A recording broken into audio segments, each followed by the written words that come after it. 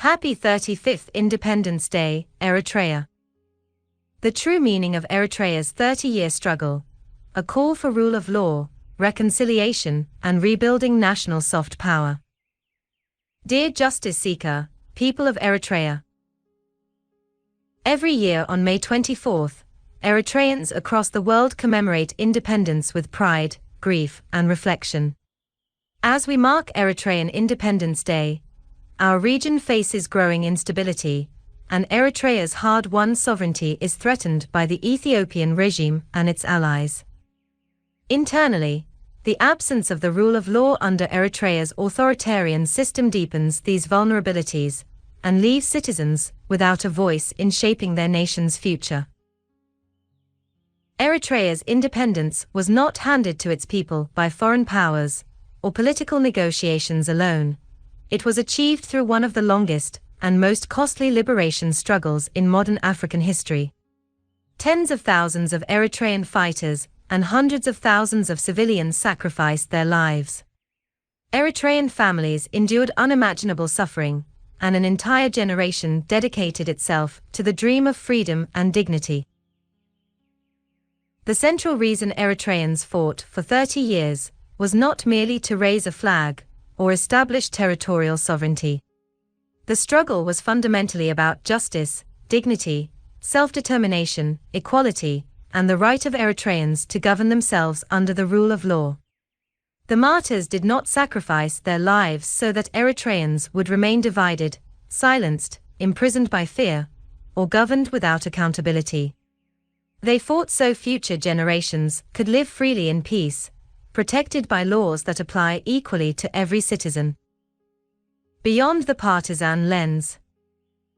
Today, however, Eritreans remain deeply polarized both inside the country and throughout the diaspora.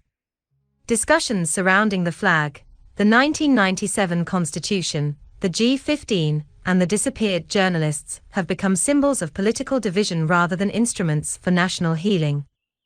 While these issues are crucial and cannot be ignored, magnifying them only through partisan lenses, supporters versus opposition, has unintentionally strengthened the current regime by keeping Eritreans fragmented and distracted from the larger national objective.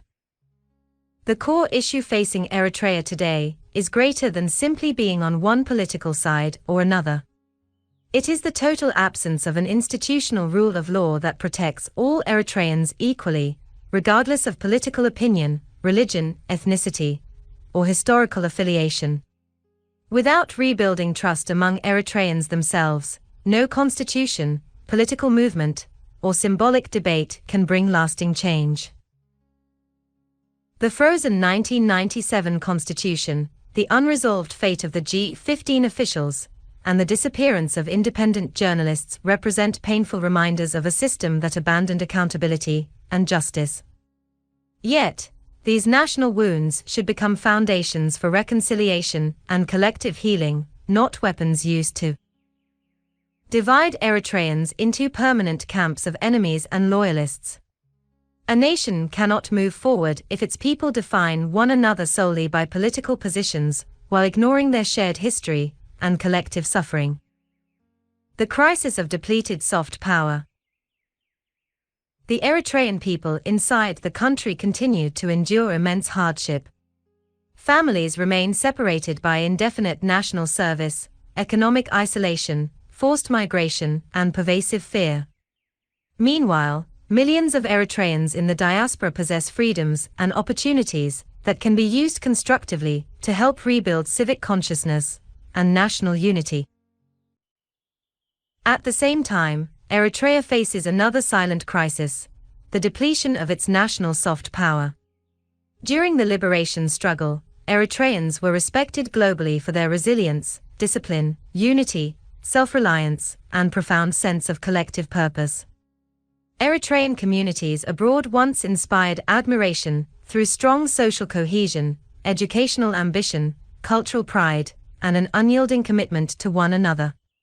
Today, years of political polarization, fear, mistrust, transnational repression, and internal division have severely weakened that moral and social influence. Rebuilding Eritrean soft power is therefore essential for national recovery. True national strength is not measured only by military capability or political control, but by the ability of a people to inspire trust, dignity, creativity, unity, and international respect. Eritrea can only rebuild its future if Eritreans themselves revive the values of empathy, dialogue, civic responsibility, and mutual respect. The responsibility of the diaspora.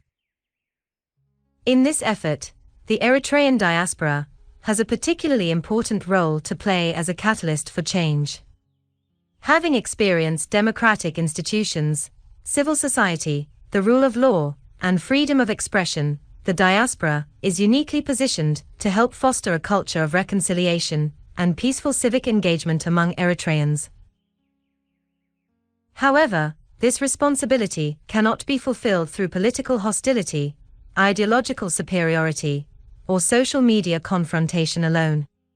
The most effective contribution the diaspora can make is to listen carefully, understand deeply, and reconnect sincerely with the heartbeat of the Eritrean people inside the country. Change cannot be imposed from abroad without understanding the daily fears, aspirations, struggles, and realities of Eritreans living under difficult conditions. Many Eritreans inside the country prioritize stability, survival, dignity, and gradual change over political slogans and external polarization. For this reason, Eritreans abroad must focus on rebuilding trust and creating human connections rather than deepening suspicion and division.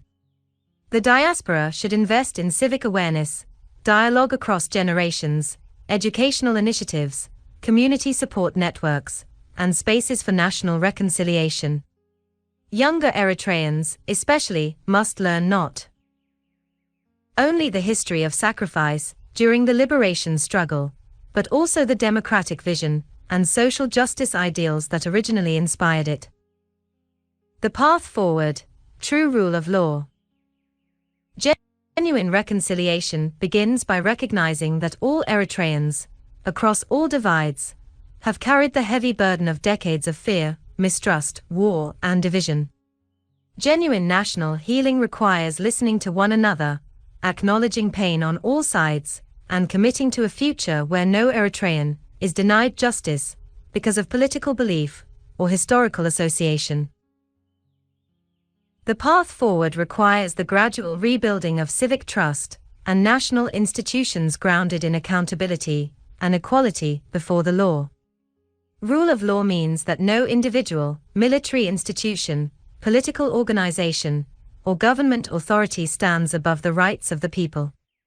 It means independent courts, transparent governance, protection of human rights, freedom of expression, and due process for every citizen.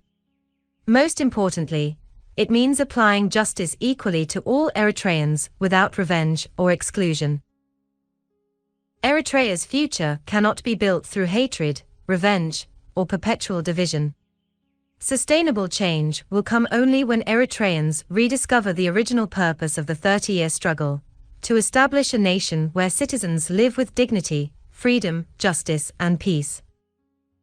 As Eritreans reflect on independence, our focus should not simply be on past victories or political symbols, but on completing the unfinished promise of liberation.